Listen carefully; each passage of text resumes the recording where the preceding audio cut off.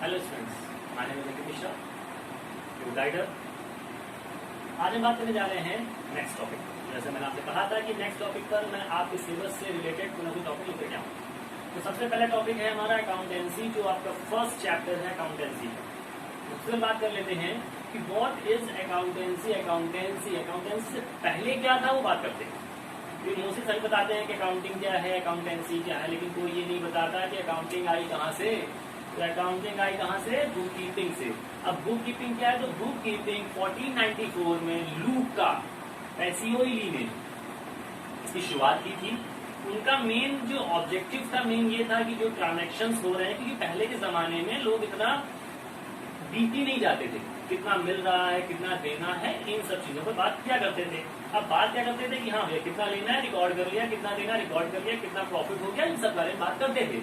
इतना डीपली बात नहीं करते थे, ठीक। लेकिन जैसे जैसे जनरेशन चेंज हो रही है, वैसे वैसे हमारे जो स्टूडेंट्स हैं, जो कैंडिडेट हैं, वो थोड़ा सा और डीपली पढ़ाई कर रहे हैं। जैसे डीपली पढ़ाई कर रहे हैं, वैसे वैसे वो डीपली और रिसर्च कर रहे हैं। उसी के अकॉर्डिंग जब बुक कीपिंग पहले था, अब बुक कीपिंग से क्या हुआ, जनरेशन थोड़ा सा डेवलप हुई। तो जब डेवलप होगी तो जाहिर सी बात है, जब जनरेशन डेवलप हो रही है तो हमारा पढ़ाई करने का तरीका भी थोड़ा सा डेवलप होगा। तो बुक कीपिंग के बाद अब जो आ गया उसे कहते हैं अकाउंटिंग। अब अकाउंटिंग क्या है? तो अकाउंटिंग जो है, सबसे पहले जो डेफिनेशन, दैट मीन जो इसका इवेल्युएशन वर्जन था, वो सबसे पहले किसने लिखा? एक्पा ने। एक्पा दैट मीन अकाउंटिंग की जो सबसे पहले डेफिनेशन जो लिखी गई थी, वो एक्पा ने लिखी थी। एक्पा means American Institute of Certified Public Accountant 1941 में। अब क्या था? याद ये है कि आप अकाउंटिंग की डेफिनेशन याद करने से पहले अकाउंटिंग की प्रोसेस समझ लेंगे, तो आपको अकाउंटिंग की डेफिनेशन याद करने की कोई जरूरत नहीं होगी। वो आपको इजीली अपने आप याद हो जाएगी। बस एक ट्रिक यूज करनी है। ट्रिक कैसे? कि अकाउंटिंग की पहले प्रोसेस पढ़ लेते हैं। प्रोसेस क्या? पहला है आइडेंटिफाइंग। आइडेंटिफाइंग का मतलब क्या है कि जो भी चीजें हो रही हैं, पहले उनके लिए हम लोग आइडेंटिफाई कर लो कि विच टाइप ऑफ ट्रांजेक्शंस हो रहे हैं बिटवीन टू पर्सन्स और टू पार्टीज। तो दो पार्टीज के जो ट्रांजेक्शन हो रहे हैं, पहले वो मालूम कर लिए हम लोगों ने, ठीक है, आइडेंटिफाइंग हो गया। आइडेंटिफाई करने के बाद रिकॉर्डिंग करनी है। रिकॉर्डिंग करने का मतलब क्या है कि कहीं ना कहीं उसको वो रिकॉर्ड करना पड़ेगा, लिखना पड़ेगा। तो जाहिर सी बात है कि जो भी चीज हम रिकॉर्ड करते हैं जर्नल बुक कहते हैं, ठीक। जर्नल बुक में क्या करते हैं? जर्नल एंट्रीज रिकॉर्ड की जाती है। और जर्नल एंट्रीज जो रिकॉर्ड की जाती हैं, उसको हम लोग किसमें दिखाते हैं? रिकॉर्डिंग में। फिर बात कर लेते हैं क्लासिफाइंग। क्लासिफाइंग का मतलब क्या है कि जनरल एंट्रीज से उस चीज को पोस्टिंग करते हैं, दूसरी जगह रिकॉर्ड करते हैं, उसे कहते हैं लेजर। लेजर मीन्स जिसको दूसरे शब्दों में हम लोग पोस्टिंग भी कहते हैं। अब बात कर लेते हैं इन सब चीजों के बाद फिर क्या हुआ? पोस्टिंग कर ली। पोस्टिंग करने के बाद क्लासिफाई कर लिया कि कौन सी चीज कैसे कहां से आ रही है।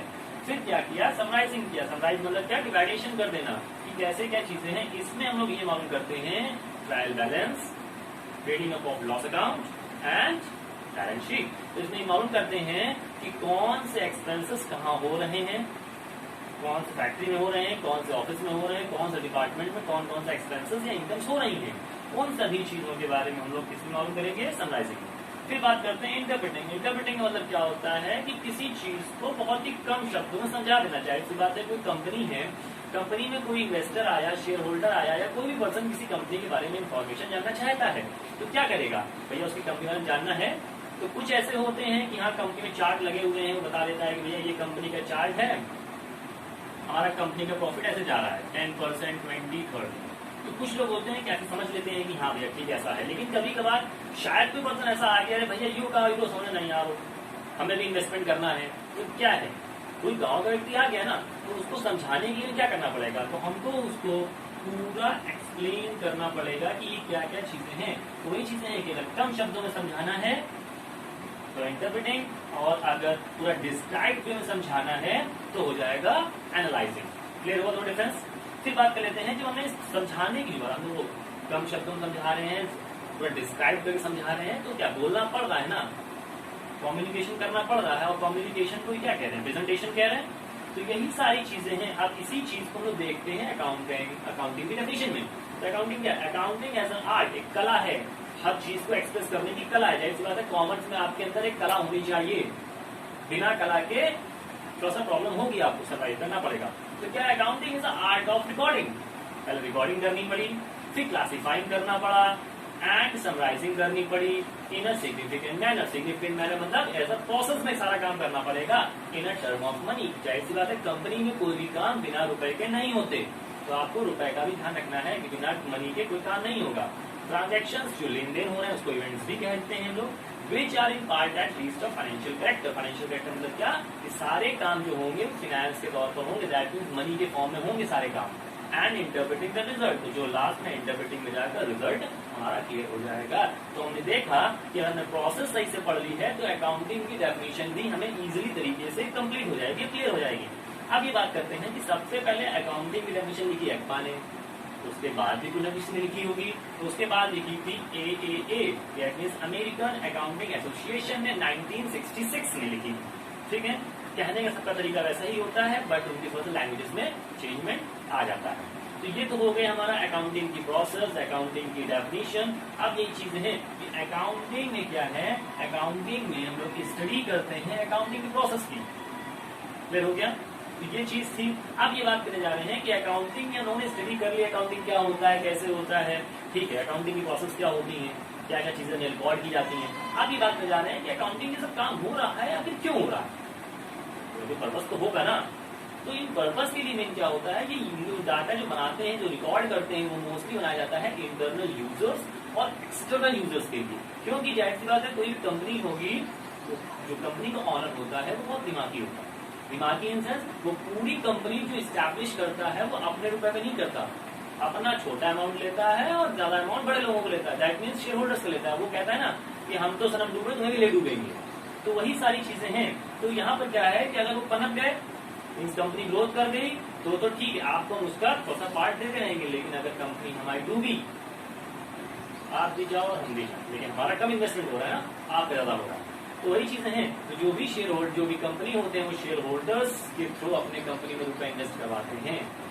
इनको कंपनी नहीं चाहती हमारी कंपनी डूब जाए, लेकिन गवर्नमेंट पॉलिसीज ऐसी होती है, कभी कभी ऐसा एनवायरमेंट क्रिएट हो जाता है जिससे हमारा लॉस हो जाता है। रिसेंट लास्ट 1 मंथ में देख लेते हैं कि रिलायंस कंपनी के जो उनके भाई हैं धीरू भाई अंबानी, वो उनके क्या हुआ, एक कंपनी जो थी उनकी कंपनी लॉस पर आ गई। क्यों?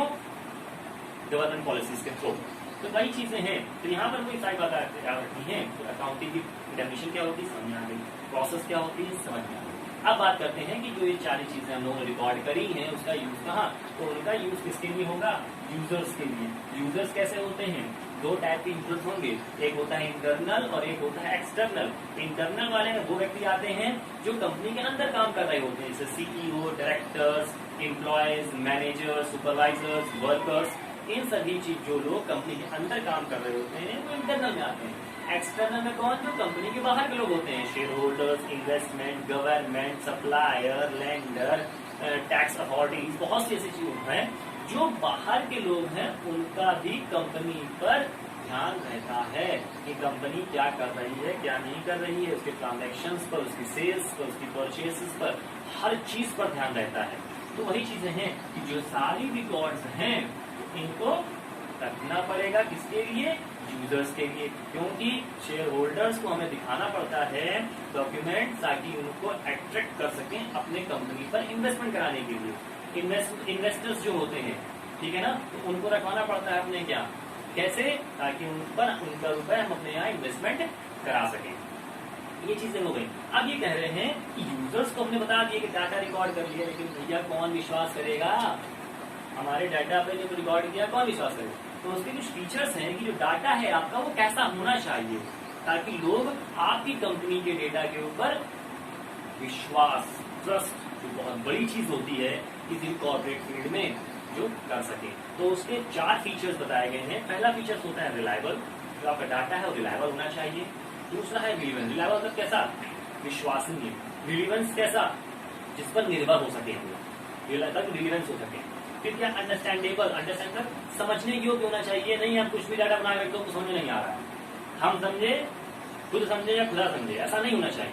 ठीक है ना, तो डाटा अंडरस्टैंडेबल होना चाहिए और कंपेरेबल होना चाहिए। कंपेरेबल इन सेंस कि हम अगर किसी चीज से उसका कंपेयर करते हैं, या लास्ट ईयर से कंपैरिजन कर रहे हैं, या किसी दूसरे कंपनी से कंपैरिजन कर रहे हैं, तो कंपेरेबल भी होना चाहिए। तो ठीक, हमने डाटा किसके लिए बनाया था, मालूम पड़ गया। उन्होंने देख लिया डाटा फीचर्स के अकॉर्डिंग, भैया हाँ फुलफिल हो रहा है, लेकिन आखिर कंपनी का ऑब्जेक्टिव क्या है इन सब चीजों से करने का कुछ क्लियर नहीं है। तो ऐसा में क्या होगा कि जब डाटा कंप्लीट भैया समझ में नहीं आ रहा है कि ऑब्जेक्टिव क्या है, तो मैं बता देना चाहता हूँ, अब ये आपको दिमाग लगाना है कि यार ये सब इतना काम कर रहे हैं, सपोज दैट अपनी कंपनी एज्यूम करो, मैंने पहले आपको बताया था, थोड़ा प्रैक्टिकली बनो, प्रैक्टिकली इन सेंस थोड़ा सा समझो कि वो चीजें, अब अपनी कंपनी समझो कि वो कंपनी है।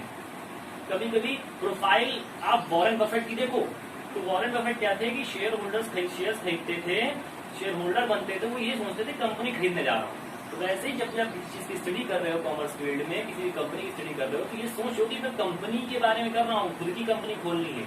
तो ऐसे ही सारी चीजें एनालाइज करो, पढ़ो, फिर बताओ। अच्छा अब ये बात हो रही है कि हमने मान लिया कि भैया कंपनी हमें खोलनी है, ये सारा चीज हम कर रहे हैं। अब करने के बाद अब क्या हुआ, भैया आखिर हो क्यों रहा है, मेन ऑब्जेक्टिव क्या है कंपनी सब काम करने का। तो मेन ऑब्जेक्टिव क्या हो सकता है, कंपनी का प्रॉफिट को मालूम करना, लॉस, उसकी रिकॉर्डिंग करना, फाइनेंशियल पोजीशंस मालूम करना, ठीक, डेटा को एज अ एविडेंस के तौर पर अपने पास रखना, ठीक, कस्टमर्स को अट्रैक्ट करना।